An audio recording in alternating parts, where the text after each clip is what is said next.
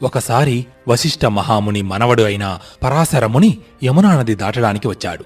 అతడు మహాతపస్వి, వేదాలను అధ్యయనం చేసినవాడు, సకల శాస్త్ర పారంగతుడు. నదీ తీరాన నిలబడి ఉన్న పరాశరుని కంటికి యమునా నది మధ్యలో పడవ మీద నిల్చుని ఉన్న ఒక అత్యంత సౌందర్యవతి కనిపించింది. ఆమె పేరు సత్యవతీదేవి. పూర్వం ఒకసారి జాలరులు చేపలు పట్టడం కోసమని సముద్రంలోకి వల విసరగా ఆ వలలో గర్భంతో ఉన్న ఓ పెద్ద చేప చిక్కుకుంది. కాని అది సాధారణ చేప కాదు, బ్రహ్మదేవుని శాపం వల్ల చేపగా జన్మించిన ఒక దేవకన్య.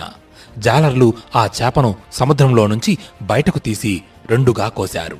దానితో ఆ చేప శరీరంలో ఉన్న దేవకన్యకి శాప విమోచనం కలిగి ఆకాశంలోకి వెళ్ళిపోయింది. కాని జాలర్లకు ఆశ్చర్యం కలిగించే విధంగా ఆ చేప గర్భంలో 2 పసిబిడ్డలు కనబడ్డారు.